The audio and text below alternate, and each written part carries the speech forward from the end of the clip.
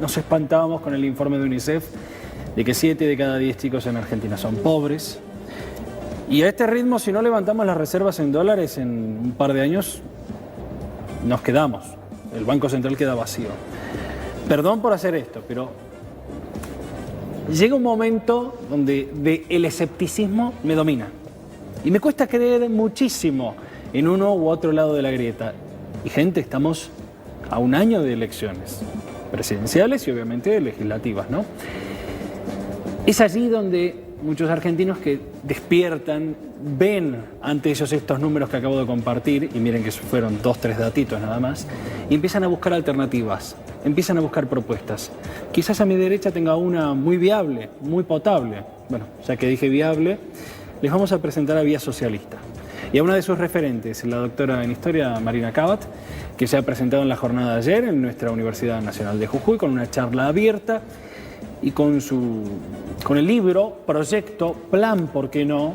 Ojalá que nos seduzca Argentina 2050. Marina, ¿qué tal? Gracias por venir. No, gracias, Cristian, por la invitación. Perdón por la introducción, pero quería contextualizarlo. Sí, pertinente. Porque sé bien que has investigado mucho mejor que yo, mucho más a fondo, algunos de los datos que he compartido, y eso los ayuda a ustedes, en Vía Socialista, un partido nuevo, a traernos una propuesta como la que tenés en la mano. Quiero que me cuentes, ante todo, ¿de qué se trata ese libro que tenés allí?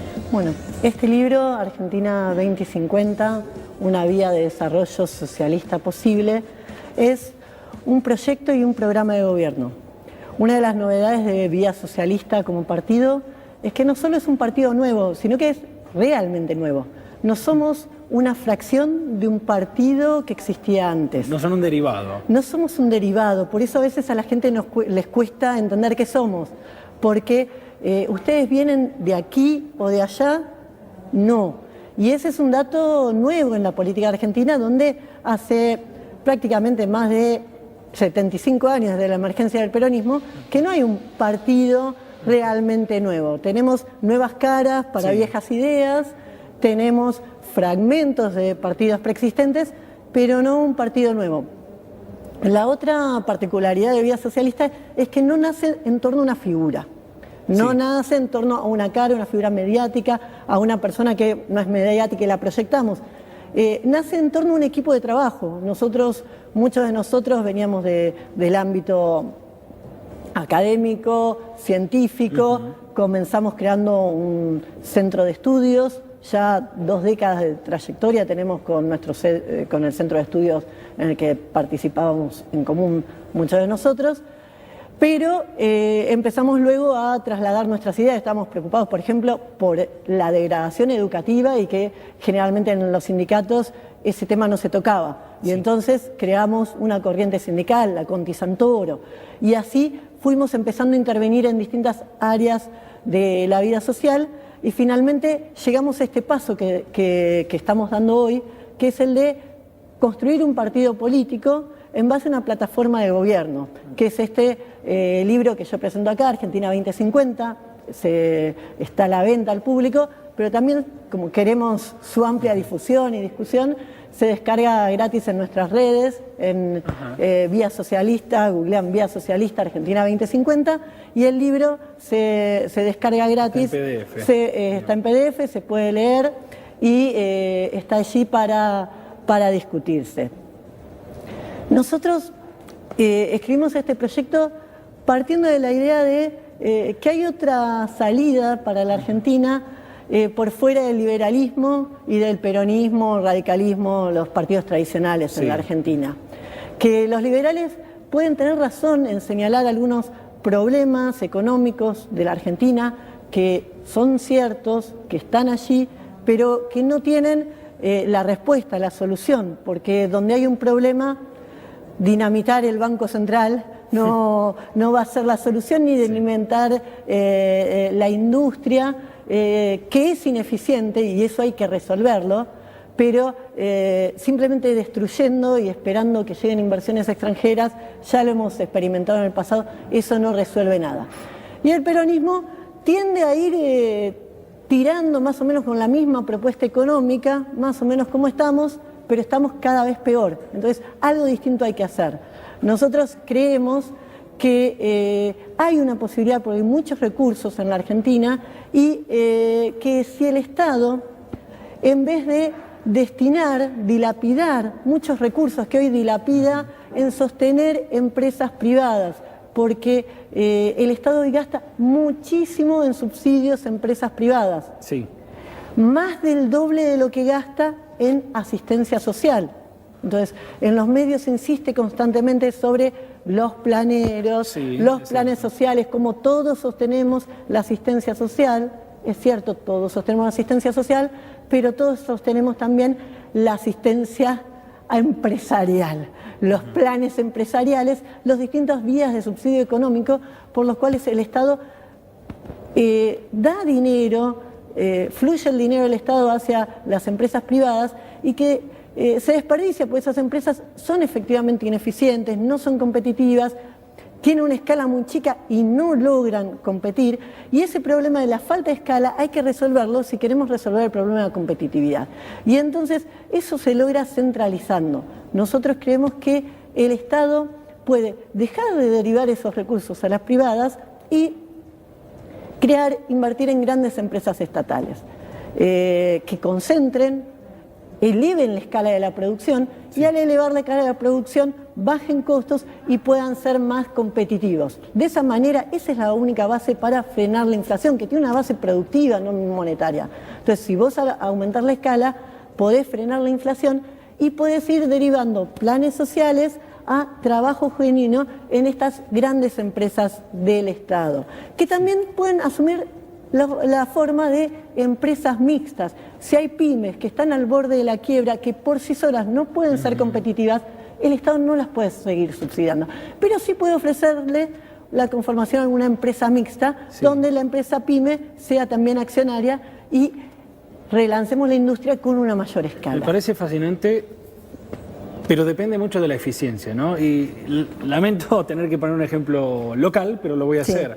En los últimos años, el gobierno de la provincia de Jujuy ha inaugurado una buena cantidad de sociedades del Estado. Quieren que les cite algunas, podemos hablar de GIRSU, nuestra empresa que trata los residuos, Agua Potable de Jujuy volvió a estar estatizada, Canava, sociedad del Estado, también la plantación de plantas de marihuana con derivaciones en aceite de cannabis. Tenemos varios ejemplos, pero hasta ahora no han rendido en la medida que se esperaba. Entonces, me encanta la idea de base, pero requiere la eficiencia de quienes la administran. Sí, requiere la eficiencia y requiere una lucha muy fuerte contra la corrupción. Nosotros creemos que ahí hay dos cosas. Lo que es estatal tiene que ser estatal. Muchas veces lo que es estatal aparece luego con concesiones, tercerizados, y el Estado subsidia de distintas maneras a las privadas. Por ejemplo, una empresa histórica del Estado como Somisa, que daba pérdidas. ¿Pero por qué daba pérdidas? Porque le vendía el metal que producía a las metalúrgicas por debajo del costo de producción. Entonces estaba subsidiando a las metalúrgicas, vendiéndole su producto demasiado barato, y entonces la metalúrgica le iba bien, pero la empresa estatal se fundía.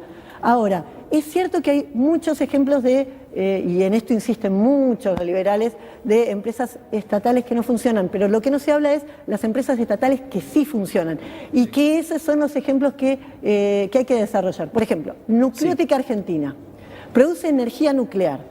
La Argentina es uno de los pocos países que tiene energía nuclear. Si tomamos todos los países del mundo, no son muchos los que tienen esa tecnología.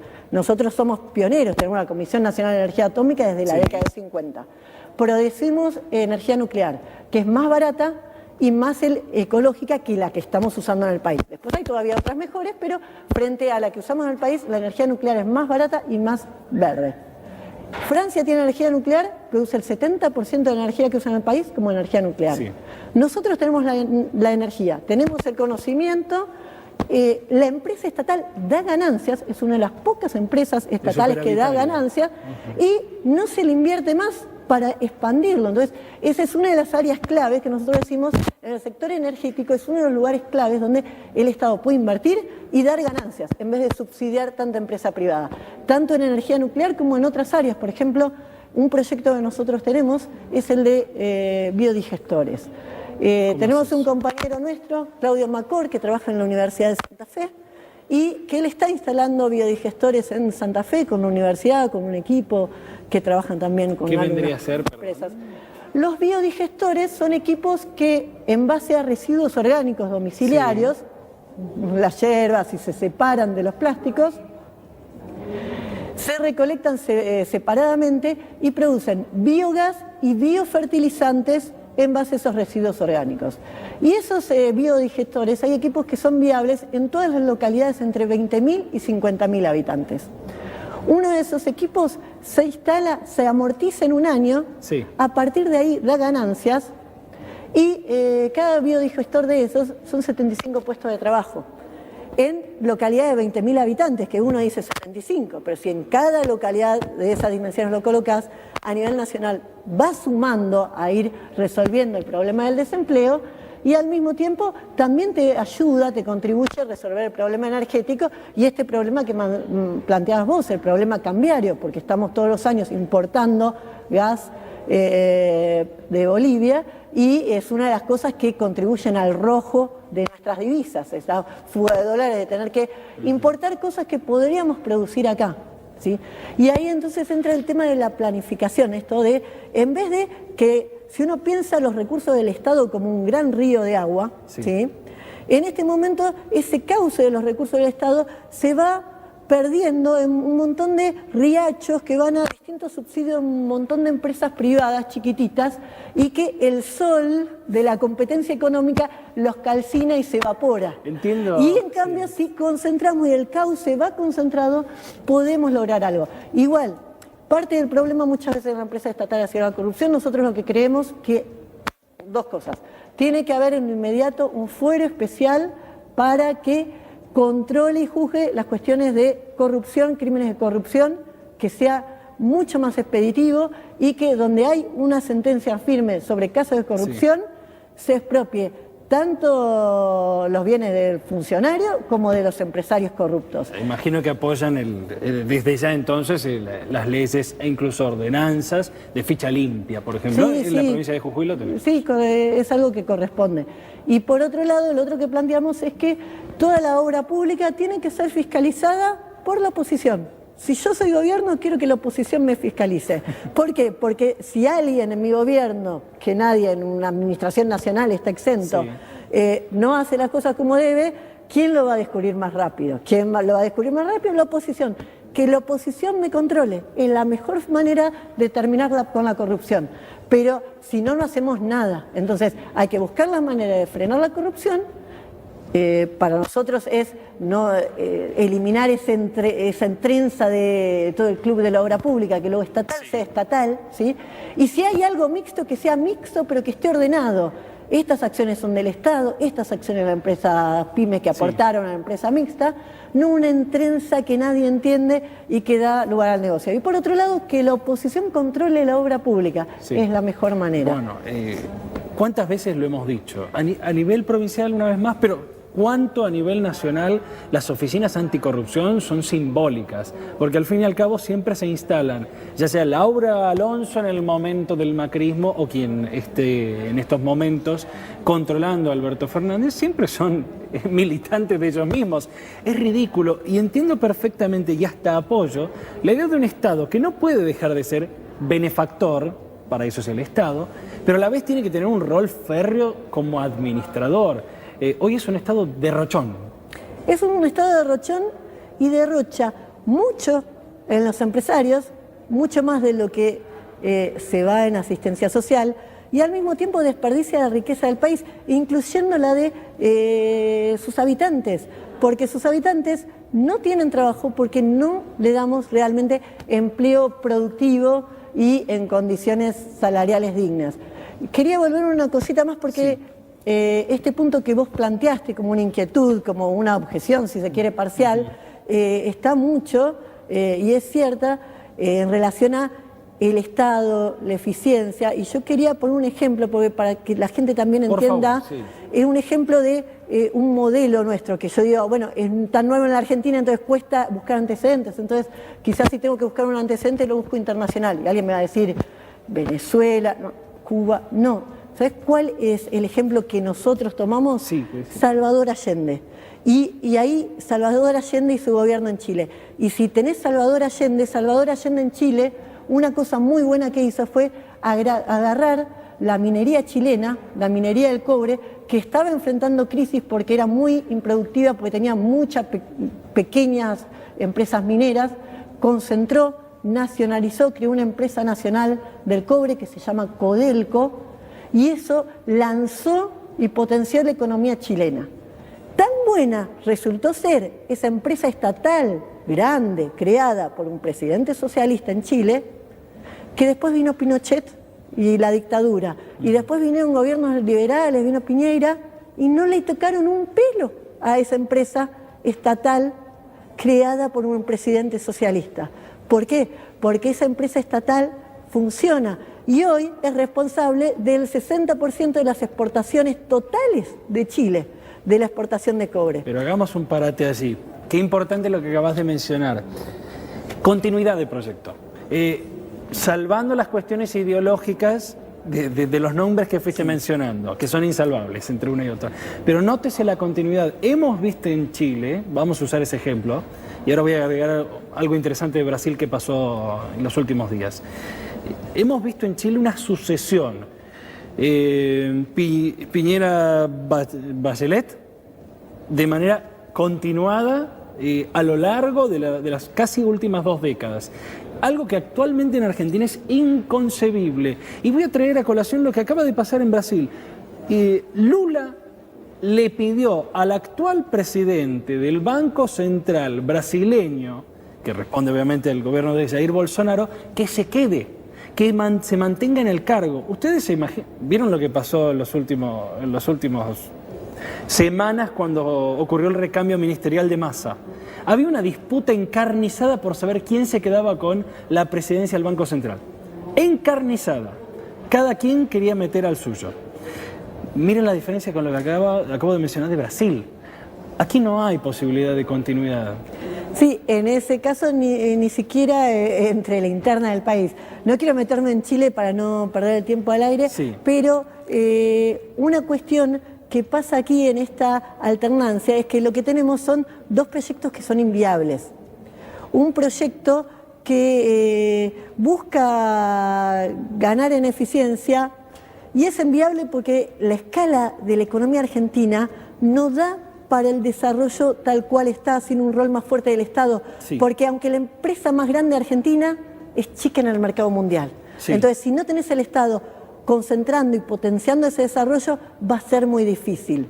Y por otro lado, ese sector liberal, más allá que quieren optimizar la eficiencia y no da porque no da la escala económica argentina, tampoco da porque hasta se le pone en contra a la industria, porque es una industria muy ineficiente que cuando vos querés tocar alguna medida hay mucha resistencia por ese lado y también una resistencia obrera naturalmente. Sí. Y por el otro lado hay un proyecto de mantener las mismas cosas de la misma manera, las mismas relaciones con el empresariado nacional, pero el proyecto es insostenible en términos económicos, porque pudo funcionar bien bajo el kirchnerismo solo en los años de la soja a precios muy altos. Sí. Fuera de eso, no tiene espacio porque es un proyecto que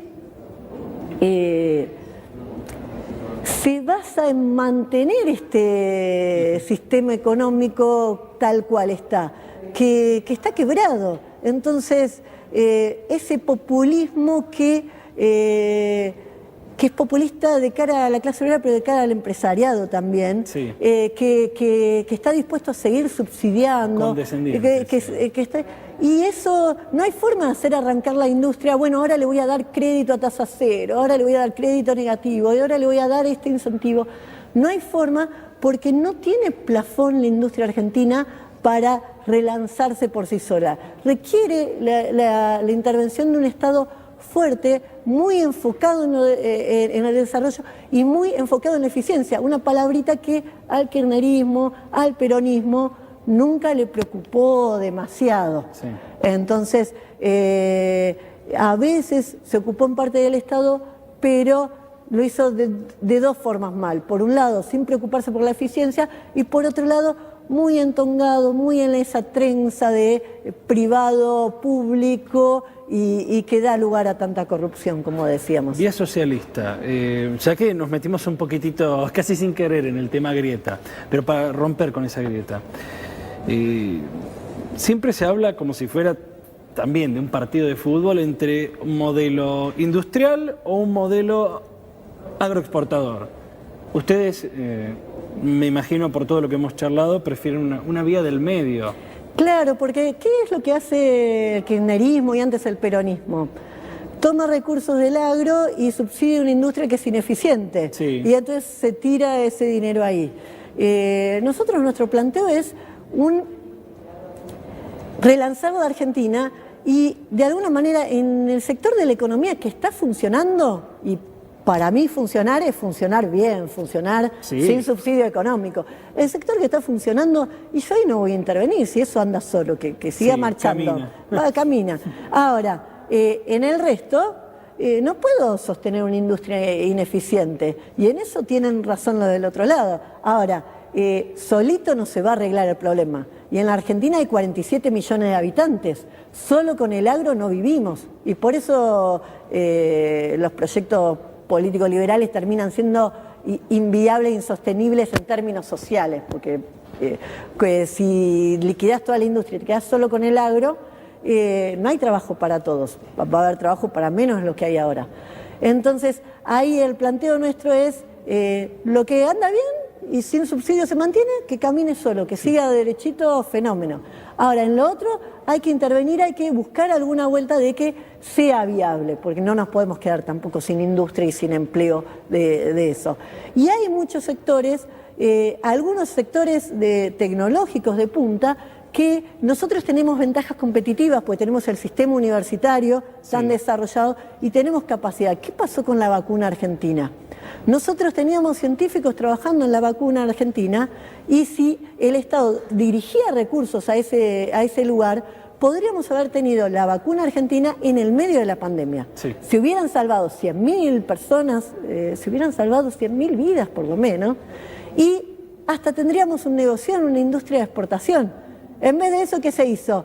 Y prefiero el negociado con la Sputnik porque Rusia es un aliado político, porque acá le puedo dar la concesión a producirlo localmente a un industrial que es amigo mío, y así la gente esperó la segunda dosis del Sputnik hasta, bueno, entonces se perdió un negocio, se perdieron vidas, y se alentó esos negocios que te hablaban de que lo iban a producir acá, pero bueno, ese negocio de lo privado, cuando tenías una vacuna que podías patentar nacional y un negocio para Argentina, y nos lo perdimos. Sos investigadora del CONICET, ¿no? Soy investigadora del CONICET.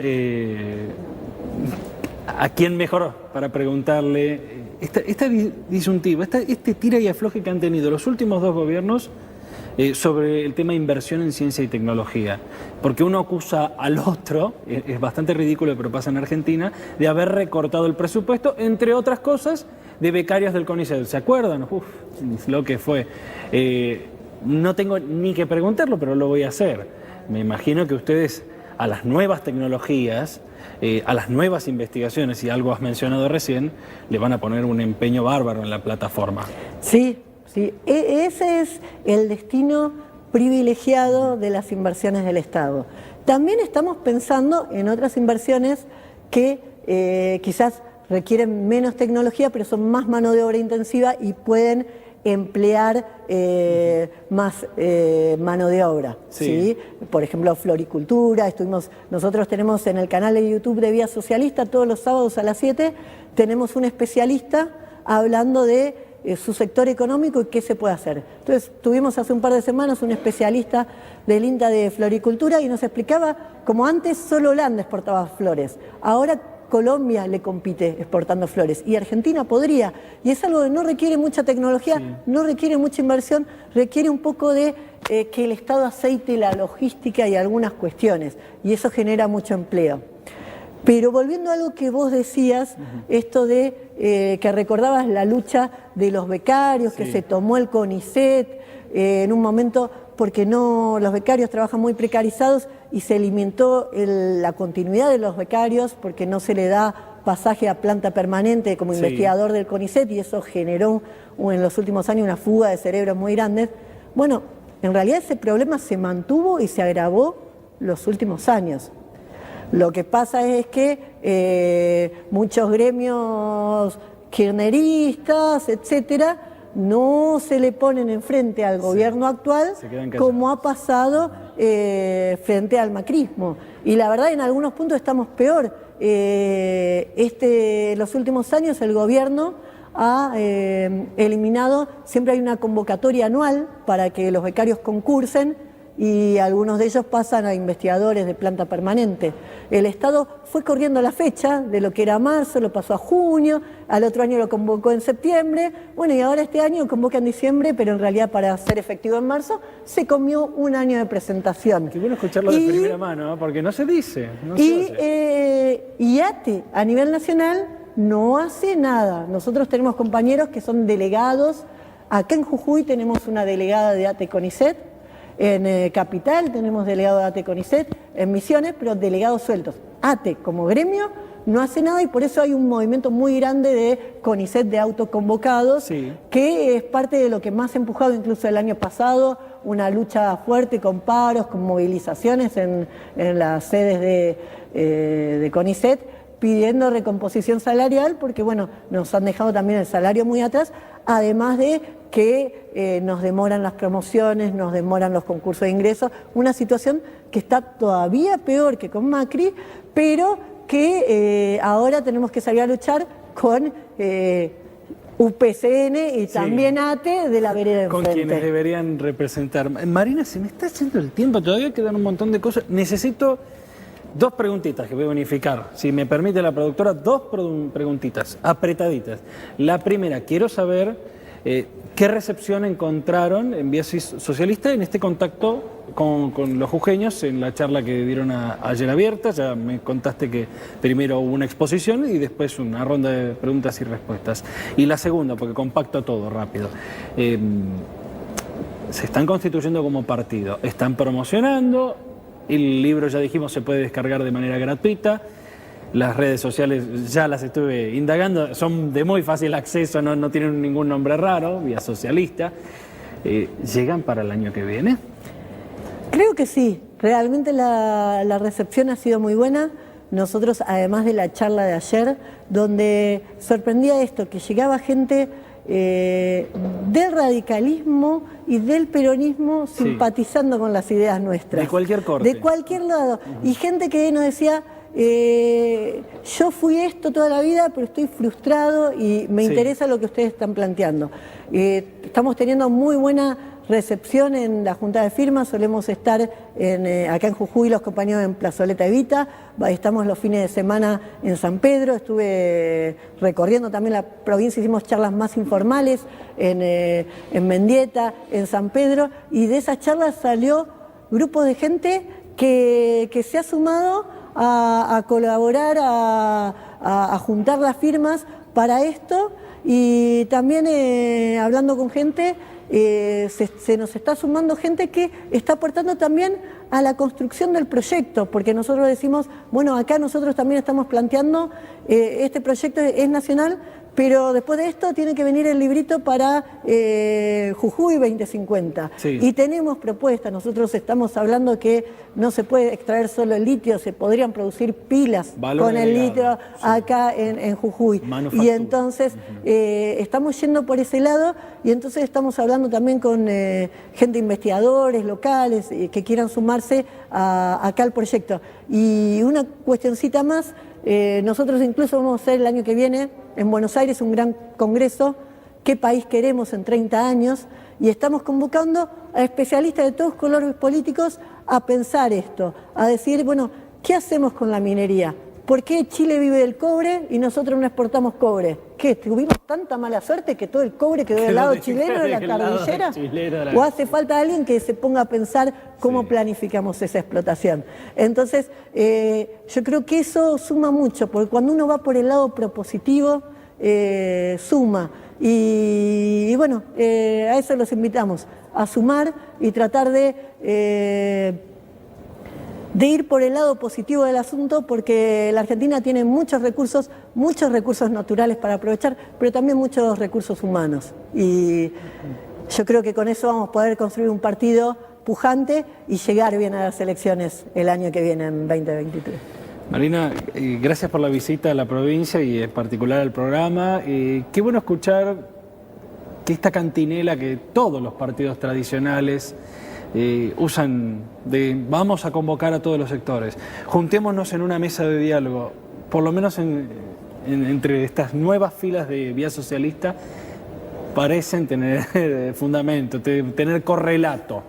Ojalá que así sea, y bueno, si llegamos a 2050, ojalá nos volvamos a encontrar en este living y veamos si se pudo aplicar ese plan que ustedes tienen y que es descargable, gratuito, ¿a través de dónde? Vía Socialista Argentina 2050. Gracias, Marina, éxitos. Muchas gracias, Cristian. La doctora Marina Cabat compartiendo con nosotros una extensa charla y eso que ni les cuento todo lo que quedó por tratar.